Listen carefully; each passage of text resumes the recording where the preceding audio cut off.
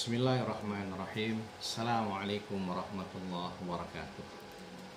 Alhamdulillahilladzi khalaqal mauta wal hayata liyabluwakum ayyukum ahsanu amala. Asyhadu an la ilaha illallah wahdahu la syarikalah. Iyyahu na'budu wa iyyahu nasta'in. Wa asyhadu anna nabiyyana Muhammadan abduhu wa rasuluh. Allahumma salli wa sallim ala nabiyyina Muhammadin wa ala alihi wa ashabihi alladzina amanu wa amilus salihati la yaumil mau'ud.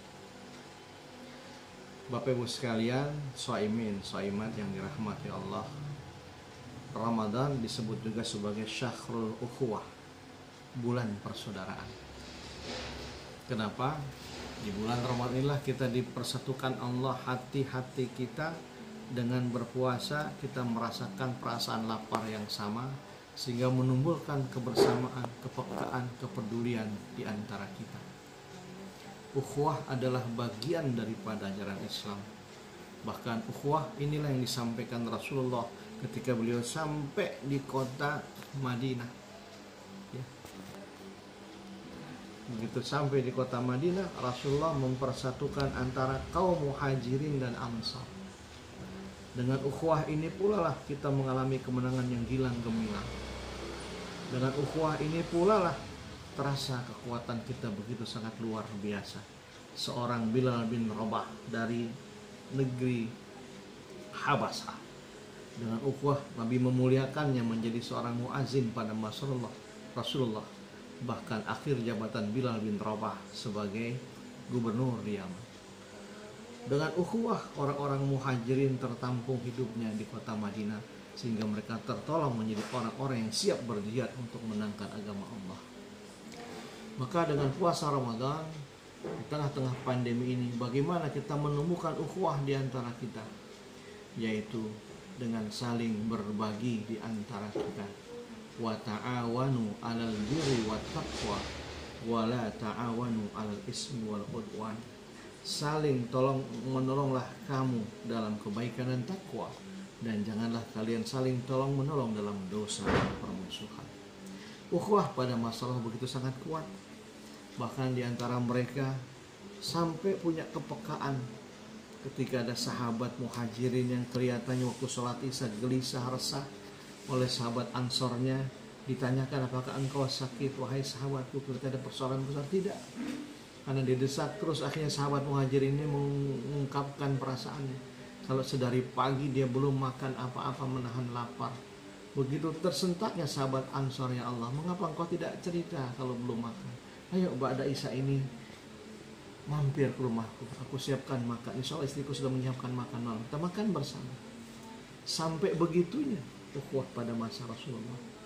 Maka si sahabat ansor ini pulang lebih dahulu ke rumahnya, meminta istrinya menyiapkan makan malam karena ada sahabat muhajirin yang belum makan dari pagi. Istri sahabat ansor tersenyum kecut, "Hai kakanda, kita biasa masak pas-pasan. Kita berdua dengan anak-anak kita bertiga. Menu kita hari ini cuma 5 porsi. Yang 4 porsi sudah kami makan berempat, hanya tinggal 1 porsi milik kakanda sendiri." "Enggak apa-apa, ambil piring satu lagi," kata sahabat ansor. Asumsi istrinya mungkin dibagi 2 setengah-setengah. Ternyata tidak, jamaah Bapak Ibu sekalian. Piring yang kosong dipegang dan piring yang berisi lauk pauk. Ketika sahabat muhajirin datang yang lapar, diserahkan pada dia karena keadaan rumahnya gelap. Sahabat muhajirin yang sudah lapar tidak tahu kalau tuan rumah hanya megang piring kosong dan mendentingkannya seolah-olah sedang makan. "Wahai sahabatku, ayo mari kita makan bersama-sama." Sahabat muhajirin makan dengan lahapnya.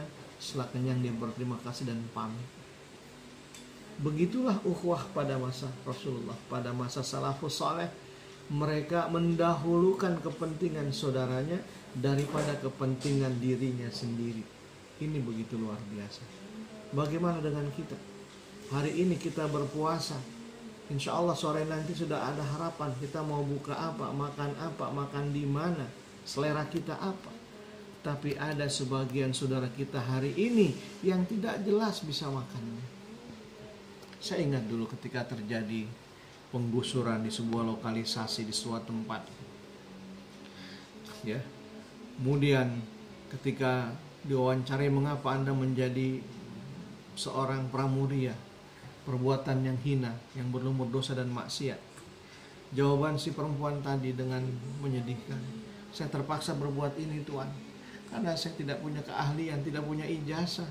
7 adik kami kelaparan di kampung. Biarlah saya berbuat begini, asalkan 7 adik kami tidak menjadi rampok dan pencuri di kampung sana. Ini adalah persoalan kita semua. Mari hari ini sisihkan sebagian harta kita ke lembaga-lembaga, yayasan-yayasan yang amanah yang akan menyampaikan sedekah-sedekah kita, sehingga insya Allah dengan sedekah kita digabungkan di sebuah lembaga, di sebuah yayasan, akan sampai kepada orang-orang yang berhak, akan menyelamatkan kelaparan di antara mereka, akan memberikan manfaat yang seluas-luasnya, sehingga mereka merasakan ukhuwah yang luar biasa. Saling memberi hari ini begitu luar biasa, karena hadiah kita, sedekah kita akan memberikan kecintaan di antara kita. Tahaddu tahabbu. Saling berbagi hadiah akan tumbuh kecintaan di antara kita. Ketika kita berbagi hadiah, si miskin yang kita bantu, orang miskin yang kita bantu, lalu mengangkat tangannya berdoa buat kita, insya Allah akan diterima di arsy Allah Subhanahu wa ta'ala. Tumbuhkan kepekaan kepedulian kita hari ini bersama saudara-saudara kita, membantu mereka. Yang pertama tadi dengan ta'awun, saling bantu.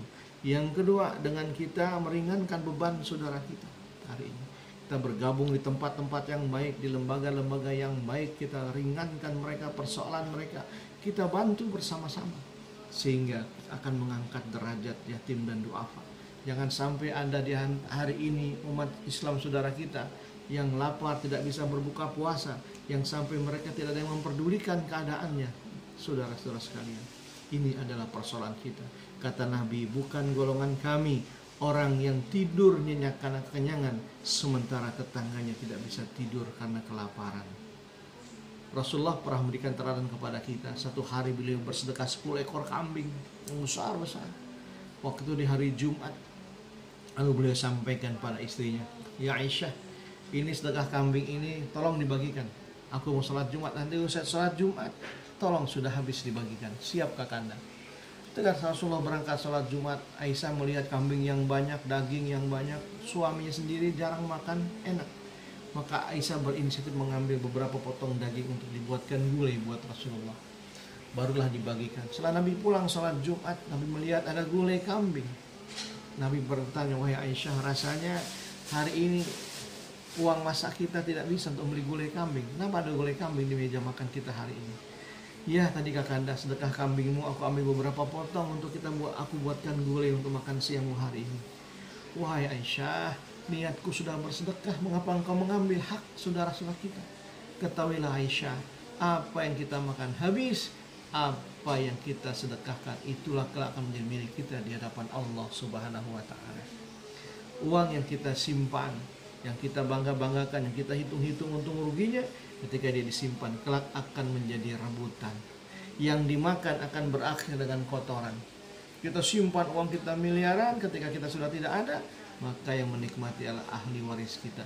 Kalau mereka salah mempergunakannya, alangkah nestapanya kita.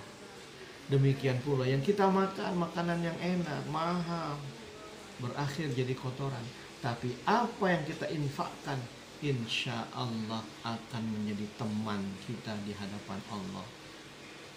Rasulullah menyatakan, idza mata banu Adam in qata min salasin. Apabila wafat anak Adam, putus seluruh amalnya kecuali 3 perkara. Yang pertama adalah sedekah jariyah. Sedekah jariyah inilah akan menjadi teman kita, penolong kita. Kata Imam Ghazali, sedekah itu seperti ban bekas di tengah lautan.